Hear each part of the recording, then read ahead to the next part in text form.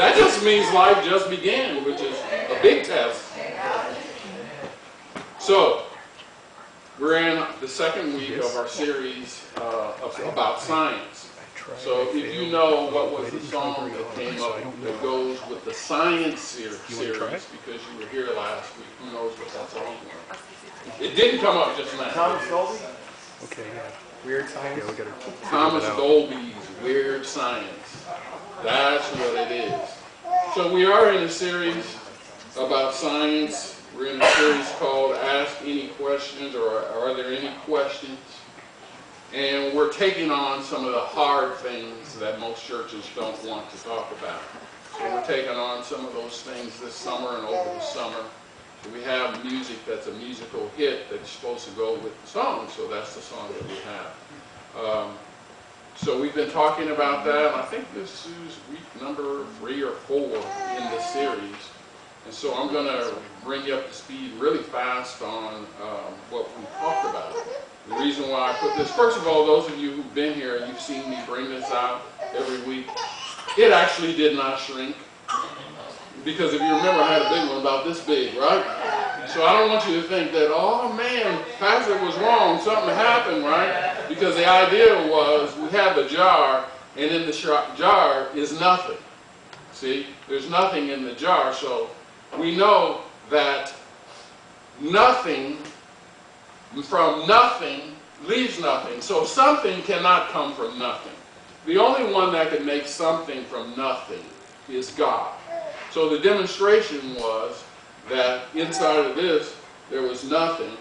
You know that if this jar survived another 25 years, 50, 100, 200, 1,000, whatever, nothing still is going to be in the jar unless we put something in it. We know that this is something. So to think that this something came from nothing, well, in the Christian's platform, we say that that's not possible. That this is matter of some sort, and it did not create itself. The only one that can do that is God. To create something from nothing, in the Greek term is the word bara, which means He is the only one. So every week I've been coming up here and showing you that still there's nothing in there, and no one is surprised. Because you know that nothing. Actually, when I took the one out of there last week, we got somebody out here who has jokes. Because when I took the jar out last week, there was a penny in there. I don't know if they were saying a penny for your thoughts or what it was, but there was a penny in there last week, and I'm going, no. Somebody put that in there. Last week, I ended with 4 concepts for you. They were creation, design, art, and order. Creation, design, art, and order. Everybody say creation. Creation. Everybody say design. Design. Everybody say art. Art. Everybody say order. Order. That's what it is that we see, and we see it in nature. We see it everywhere. We see those 4 things. We see creation, we see design, we see art, and we see order. The premise that I gave you last week, I used a couple of examples, and I'll use them again. When you came into the church today, and a lot of you come in here every week, and you're in here, so you may not notice it. But over there, per our series, we always change that board over there.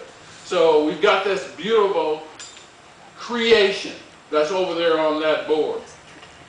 When you walked into church, I'm pretty sure that no one walked in the church, saw that, any question, saw that record there, and went, well, that's a nice creation. It must have created itself. It just did it all by itself. No one walked in here and thought that. If you saw it and you noticed the colors and all the other things in the creation, you know that someone thought about that. What would it look like? What would the proportions look like? What would the color scheme look like? And they created it. You just take that for granted. Put the first picture up there, please. But somehow, there's some thought and some philosophy out there that could create itself. And if you look at it, there's colors, there's patterns, there's streets. It's beautiful. So in the beginning, which we just sang about and Dana was talking about, is that possible that from one tiny atom who created itself, yes, exploded and came into this beautiful creation that we see? And it did it from nothing all by itself. Next picture, please. That's possible. That's magnificent. That's beautiful. That is a creation that we in the Christian community would say God did it. Second thing, design. The same premise, the same thought process is true. We'll keep using that example over there. There's a design there. There's words in there. There's a record in there. There's palm trees, and a communication is happening in that. It's communicating something to get your attention. Someone, my wife, thought about that, designed that, and made it look so it would be pleasing to your eye when you came in. No one here, again, came in and thought it designed itself. You know it did. Next picture, please. So then, why do we think, or why is there a school of thought that thinks that was able to design itself, all by itself? You got the sun, and we also learned last week that you could take the size of the earth and put almost 1 million Earths inside the sun. That's magnificent. That's a magnificent. And how did that happen, where they all are rotating in concert? Design. Next picture, please. It's beautiful.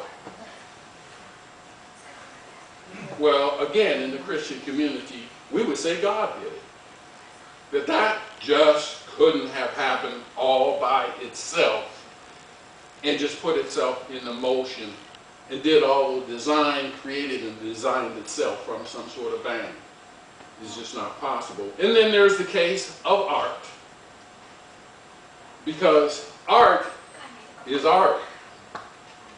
I am not an artist. I am the person who draws stick figures and try to communicate. Don't play Pictionary with me, because I'm going to do stick figures. That's me. I'm not an artist. But there are those who have those artistic skills. So when you're driving down the freeway or you're traveling somewhere and you see something on a billboard and you see some beautiful design, you don't look at that billboard and say, wow, that's pretty cool. It just raised itself up there.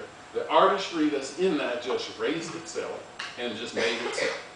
You know that someone sat down at a drafting board and a drafting table, they thought about, they created, they probably did it by computer imagery nowadays, and put something together and created it and came up with something that was artistic. You just take that for granted. Next picture, please. So why, when we see this, we head to Sunset Cliffs, or we head to La Jolla, or Torrey Pines, or wherever we go, and we see this, we don't think the same thing? That is beautiful. It's magnificent. And with God, with His hand and with His stroke, He stroked out the sun to hit right on the sun, to hit right on the seed right there. He stroked and painted all that out. And you know why He did that? For you. He did that for you, and He did that for me. And with His artistry and His brush, He designed it all out. Next picture. Sunrise. The same thing. Beautifully put together. Anyone ever seen anything like that? I mean, come on, you live in San Diego. I mean, all you have to do is get up or stay up, whichever the case may be, And go check it out. He's constantly painting and drawing for us. The Bible tells us in Isaiah 42, in chapter 7, it says this, "Thus says God, the Lord, who created the heavens and stretched them out, who spread out the earth and its offspring, who gives breath to the people on it, and to spirit to those who walk in it." He also said about design in Jeremiah 10 and 12. He said, "But God made the earth by his power, and he preserves it by his wisdom. With his own understanding, he stretched out the heavens." And about art, Psalm says it, 136 and 5, says, "To him who made the heavens with skill, for his loving kindness lasts forever." So he made the heavens, what we're seeing there, with skill. So we can look at it and understand his kindness lasts forever. And finally, the last thing is order. The example I gave you last week is when you came in here, the chairs are in order. And actually, we worked on them this morning to get them back in order from that Jesus party we had on Friday in here. But I'm pretty sure no one walked in here today and went, "Well, look at how those chairs just put themselves in order." No, you know that someone came, spent time, put the chairs in order to make them so they face a certain way and could do a certain thing. So we're saying the same thing about nature, creation. Can you put the other picture up there? I mean, look at that. The trees are all not gnarled all on top of each other. They're not choking each other out. They're in some sort of order so they all can exist. Next picture, please. If you've ever seen the redwoods, anyone ever seen the redwoods? Magnificent, aren't they? Order. How did they end up exactly where they are? No place on earth like that. That's order. Certain things you'll see them in certain places because they'll only exist in those places because the climate, the whatever, is exactly what it needs for it to be, for it to exist. Order. And so today is a special day, and I know that you guys have been waiting and been anticipating because we're going to have a discussion. I told you last week we have a couple of people that are going to come and going to talk to us from the science community, and we're just glad and happy I didn't have to go to UCSD or go to some lab, even though I do know some scientists. We have them right here in our house. And so therefore, I'm going to go ahead and introduce you to them, and we're just going to have a discussion with them. I told you guys before, I am not the science person, so I'm identifying to you today who the science person and persons are. So if you have science questions, see them. Amen. All right? Pin the tail on the scientist. So the first person I'm going to introduce you is Carla Bissick, of course, and she's here. And I'm going to tell you what some of her qualifications are, and I know that her and Tom, who I'm going to introduce in just a second, are very humble people, so, you know, they had to come out just a little bit just to let you know that, you know, they're very much qualified. Carla obtained her BS in chemistry from Calvin College and a PhD in chemistry from UCSD.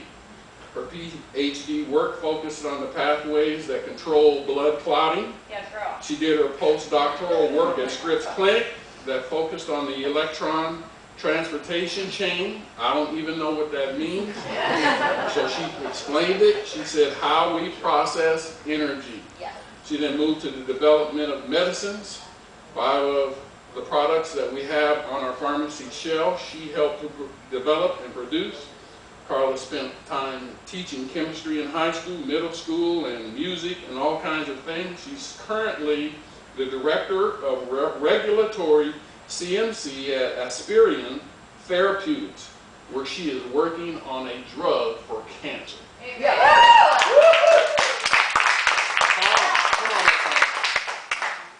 Tom, Tom is also a scientist. Tom graduated from Rutgers University with a BA in biochemistry and has a PhD in chemistry from UCSD. He did his postdoctoral fellowship at UCSD in reproductive endocrinology. All right. Later did basic research with reproductive endocrinology at the Salk Institute at the Scripps Whittier Institute. Tom currently is the Senior Vice President of Regulatory Affairs for Elixon. Elixon, thank you. I'm having trouble with a lot of these words, actually. And is on a novel-based diabetes treatment for patients with advanced kidney disease. One more time, give it up.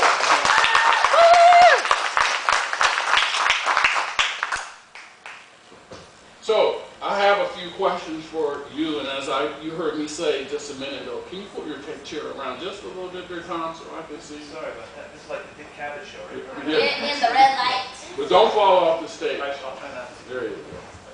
So, you heard me tell them just now the science-related questions and how science relates with Christianity, because you both are very, very strong Christians. I love you both very much. I think you guys know that in your heart.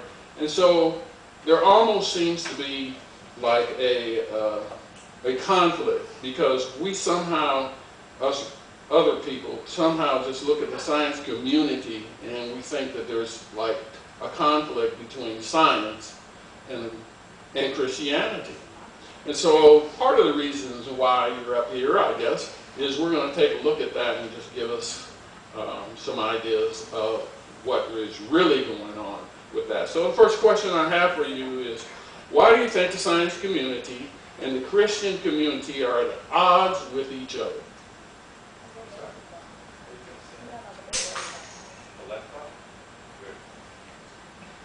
I've never used the microphone before, just kidding. So, I think it's actually pretty simple. Can you hear me? Yes? Close? Better? Sorry. It's really a simple matter of a lack of knowledge, I think.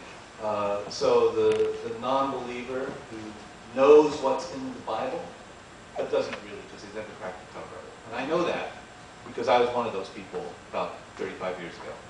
I knew that the Bible was just a bunch of hooey, didn't make any sense, had no real relevance for a modern person. But I didn't really know anything about it. And so I was speaking out of turn. And I know many people who do that. They criticize Christianity, they criticize belief, faith, any kind of faith system, because they don't really understand it, and they don't really want to understand it. And similarly, I think people in the Christian community don't always understand science. They don't understand the motivations of science and scientific research.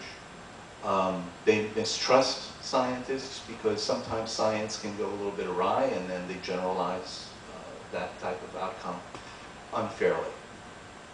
And it's really kind of a matter of, in that vein, confusing fact with fiction. So the idea of the mad scientist, the evil scientist kind of thing, I know it's kind of a cartoony sort of way to think about it, but I think people sometimes do have that viewpoint. And then the non-believer, you know, confusing Hollywood with Christianity or faith, you know, Charlton Heston, the Ten Commandments, or Ben-Hur. I mean, those things have value and entertainment value, but they're not scripture, they're not the true belief, they're not the truth in and of itself, and so people get a little bit muddled. So can I interrupt in there just sure, a second? Yeah. You guys, because this is, we talked about it just a little bit, and I told them I wasn't going to censor them, and I didn't write their answers. So whatever it is they say, so I'm going to sort of fly with whatever it is they say, and I'm going to ask questions that I think maybe you might have in your mind. So are you saying then that in the science community, really the problem is they haven't taken the time to actually study the Bible to see what it says, to interface it somehow with the scientific part of it? That's exactly right. And sometimes it's just because an individual thinks they know without actually having knowledge, or they don't want to know it. They're not interested because they don't understand the relevance of it, because they've never taken the time to actually examine it. And if they did, and many scientists have and do in even today's modern age, they see truth in there. And they may still deny it, but many come to faith. I did. And so, I mean, I was a card-carrying atheist for a long time. And the Lord reached out to me, and through His Word and through teaching, I came to faith. And it's not, I'm sorry, I don't want to jump ahead. It doesn't conflict. The two don't conflict for me. And we'll talk more about that later. I know you have a question about that. I do. That's my second question. You can just address it right now. My second question to him was, do faith and science conflict with each other? Yeah, so it's a follow-on to what I was just sharing. They don't conflict. They're different. Science and faith are two different things. They don't conflict. They do mesh. So science, this is a very simple-minded definition, but really focuses on the physical world and the laws that govern that physical world, which God created. Okay, so that's the basis. It doesn't mean, just because nature, I'll use that term, it conforms to certain laws, doesn't mean that God didn't create that nature and put those laws into place. On the other hand, faith is about spiritual truth and relationships. So they overlap in some ways, but in many ways they're really very different. And so for me, there's no conflict whatsoever. You want to jump in there, Carla, on any of that? Yeah, I think I'd like to go back to a little bit more the first question. Do you think science community and the Christian community are at odds? And I want to point out that this is fairly new, and that in fact most of the physical laws governing gravity, the gas laws, electromagnetism, structure of an atom, a large number of those laws were discovered by Christian scientists, and they were discovered, these scientists did what they did because they believed that God created the universe, and if God created the universe, there was going to be order, and there would be order that they could discover. They went looking for it, they found it. If you don't believe in a creation by a divine intervention, there's no reason to expect order. So these are the people who defined the original physical laws. I think a lot of the current animosity now revolves around interpretation of Genesis 1 and 2. Amen. That is creation versus evolution. So if you look at faith and science, do they conflict? To what Tom said, science is actually very limited. Science addresses things that can be measured and things that reproduce themselves. Neither of those apply to faith. You can't measure faith, joy, hope with a micrometer. You don't want to. There's nothing in the National Bureau of Standards for comparing faith, joy, hope. That's not what it's about. So I have some props here, okay? She's learned very well from me because I'm a prop guy, right? So she's got her props. She gets an A. This is a science text. It's called High Performance Liquid Chromatography of Peptides and Proteins, okay? It's a real page turn. And you can see I've done I've read it. On page 95, there's a section on the development of HPLC. Does that make this a history text? You tell me. No. On the 5th page, there's a list of addresses for the scientists and the publisher. Does that make this a geography text? No, obviously not. You say I'm being absurd. The purpose of this book, the entire 910 pages, it only has one purpose, and that's to describe what this is and how to run it. That's it. I don't know what that is. Most people won't, but there are several people in here. Pam will know what that is. Jared will probably know what it is. Yeah, that's the only thing this thing is for, is to describe how to run this thing, okay? And it didn't create itself either. This is a Bible. This is not a science book. It's got a few tidbits about science. Does that make it a science text? It's got a lot of history. Does that make it a full history of the universe and the world? No.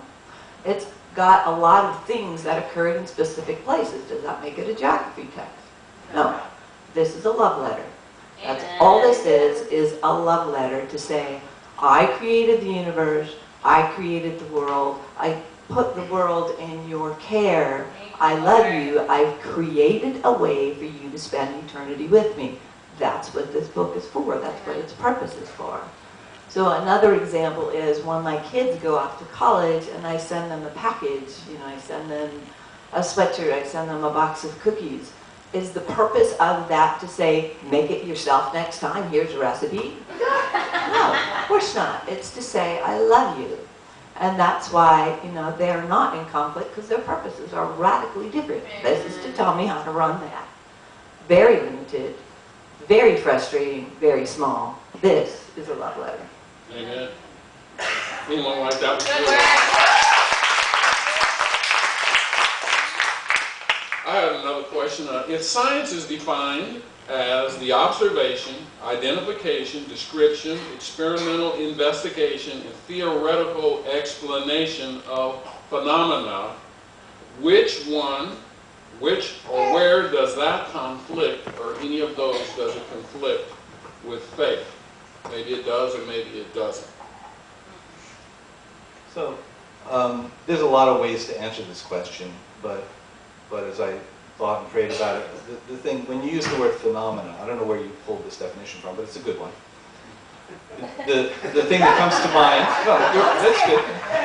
The thing that comes to mind is miracles. Okay, because that's kind of a place where people get tripped up sometimes, because the Bible describes miracles which vary from things like healings to the sun standing still in the sky for a period of time and seemingly breaking the natural laws that the Lord himself put in place. So it confuses people. It confuses me sometimes. But those true miracles, not sleight of hand types of things that are chicanery, true miracles, they're not directly explicable scientifically, right? But they're not at odds with science, because we don't know how they happen. So if someone's healed, there's no reason to believe that it's not the Lord who just is using his healing processes that he's put into everyone's body and just accelerating them, using them in a unique way that a physician maybe doesn't have the tools to do. So to me, it's, oh my gosh, that person's tumor is gone. Right. So the body has things to fight things like tumors and cancer cells. The Lord may well use those. It's just that a doctor doesn't know how. So really, they're totally consistent. And as Carla, I think, was alluding to, the idea of science and studying the natural world around us. The creation and the design part is important because you can rely on what you're studying, as opposed to it being some random thing that maybe could have happened, maybe couldn't have happened, maybe could have happened any half a dozen other ways. And how do you actually pinpoint anything? However, miracles, on the other hand, they're not predictable. We pray, and they happen or they don't, according to the Lord's will. And usually they're not repeatable. So if you're cured, right, that's an N of 1. And someone else with the same tumor maybe gets cured, but they're unique because their situation is different. And so you can't apply the scientific method to something like miracles. They happen. Doesn't mean they're not natural. Doesn't mean that they're in conflict with science. So, but this is the long-winded answer to your question, that I actually don't think there is any conflict between faith and science as you defined it here. I like what you said just now. That was really, really good. That God just accelerated what your body just already could do. Yep. And he does it in this individual over here. And then for whatever reason, it may not happen in this person right over here. But then, in a lot of people, I think that causes, or it potentially could cause, like some sort of crisis of faith. Because we do see healings and we do pray for those things. And then what happens is the person who has the same infirmity and doesn't get healed, then sometimes something happens with their faith. But what's interesting about that is, I think, is that the same scenario could happen in the doctor's office and they don't feel the same way about it. In other words, the doctors, through chemo or whatever the case may be, can do something and they'll have this and not have the same result in another person, but they're feeling somehow it feels like we get hammered a little harder in the theology and in the church in that scenario than maybe in the scientific community. Amen? Yeah. Do you want to say anything about that? Yeah, so Proverbs 25 verse 2 says, "It is the glory of God to conceal a matter. It is the glory of kings to search a matter out." Yes. So, and that was the dedication page on Tom's thesis. And I think the message there is God isn't afraid of what we're going to find. Amen. I mean, he encourages us. I think he's probably excited when he looks down at us and, you know, I find something and I know I'm the only one who's ever seen it. And I'm all excited about it. I'm sure he's like, "That's nice, dear. That's so cute." You know, like what we do with our kids, you know. But he's not afraid of what we're going to find because he didn't put, for example, the fossil record out there to deceive us and confuse us and as a test of our faith. He is not the deceiver. Right. He is the truth. Amen. Yes. So he's not afraid of what we're going to find out there. Yes. You know, I am a scientist because I am a Christian. And my favorite passages in the Bible are Job 38 and 39, where he talks about, it's God talking to Job, and he says, "Do you know how long the wild donkey or the mountain goat is pregnant? Do you know when they're going to fulfill and deliver? Do you know how to tip the jars of rain in heaven? Do you know how to count the clouds?" And I'm like, I want to know all that. And I'm going to spend my life trying to figure it out. And when I can't figure out, I'm going to ask when I get to heaven. You know, if all of this is an accident, I'm going to go work for 3M and make Post-it notes, you know, because then it's boring. Nothing wrong with that, by the way. If it's all an accident, it's boring. Yep. It's exciting because each thing that we find, and there's a lot of you out there who know what I'm talking about, and you do this just like we do every day, and you're like, everything I find is just a peephole into God's mind and how he did things and how things work and how he puts things together. One of the things I spent a lot of time trying to understand is how things fall apart. How drugs fall apart. You stick something, by the way, don't do this. Stick some bottle of aspirin or ibuprofen in your glove compartment of your car, and it falls apart.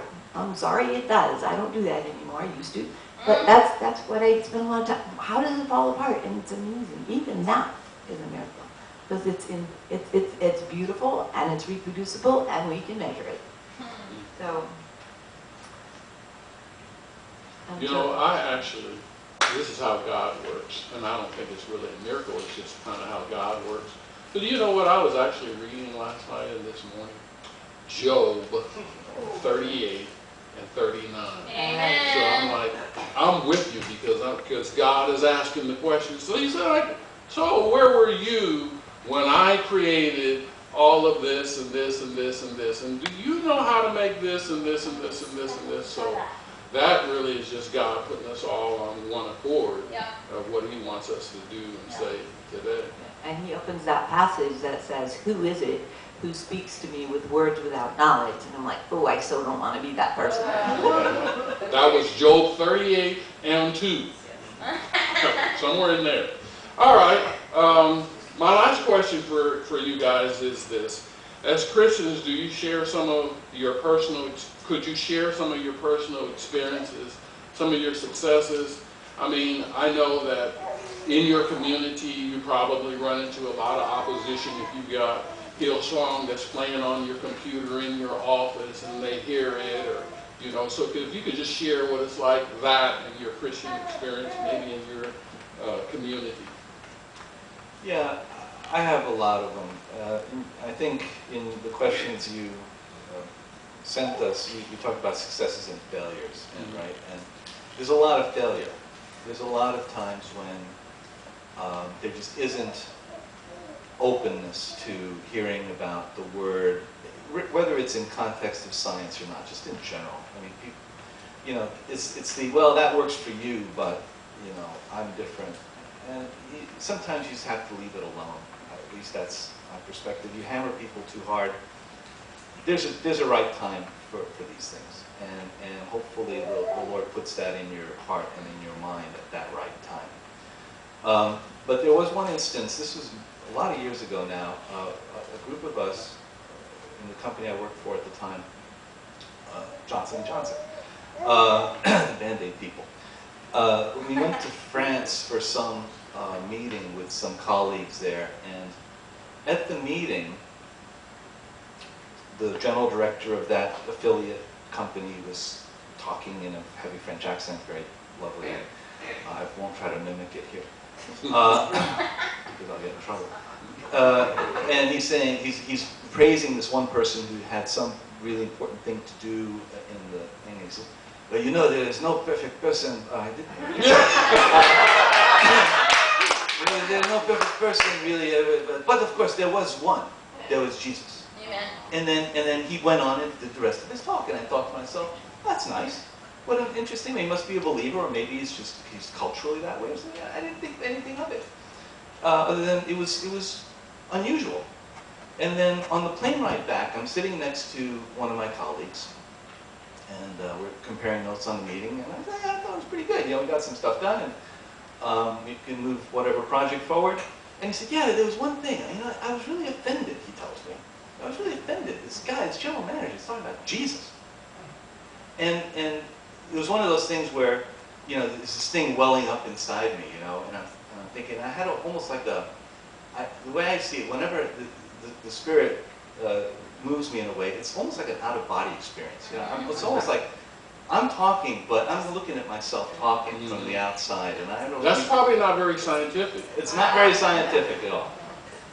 And I told him, I said, you know, I can kind of understand why you might be offended. Okay, I think he was maybe not a practicing Jewish faith or something, or non-faith or something. It didn't really matter. He was offended. And I said, I can see why you'd be offended, but you know what? What's really offensive is when people just use the name Jesus as a swear word. Yeah. And I said, you know, nobody seems to care about that. But this guy used it in a positive way, and you're offended. I don't get it. And then it got really quiet. You know, we hadn't taken off yet, and I came back into body, and I look around, and all my other colleagues are sort of like this. And I said, okay, I don't know if this means anything or if it's helpful for people to think about these things in a certain way. So I'll view that as a success in that the Lord worked something through me. No idea what the impact downstream may or may not have been, but I've got others similar to that, but I won't bore everybody with them unless you're interested. Good. And you? Well, sad to say, a lot like Tom, most of my colleagues have, well, many of my colleagues have said, Christianity is not something I could even consider. There are other religions I could consider, but Christianity is not one, because I would be required to check my brain at the door and told not to think. Wow. And that really, really breaks my heart that scientific community views the church that way. And that makes it really hard, as Tom said, to witness. But one of the things that I would encourage you all is, if you are trying to reach out to a scientist, don't start with Genesis 1 and 2, okay? There is so much more.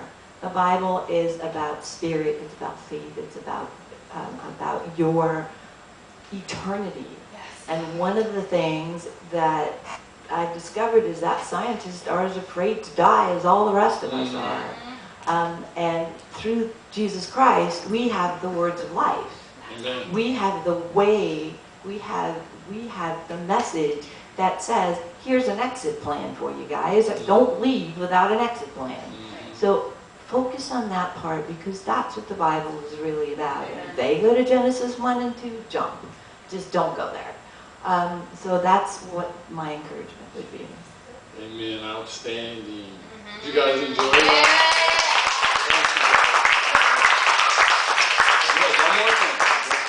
I would like to acknowledge that while Tom and I are sitting up here, we represent a lot of you out there who do science and math and who teach it to our children. So I hope that we have honored you in our words, and we've honored the Holy Spirit here.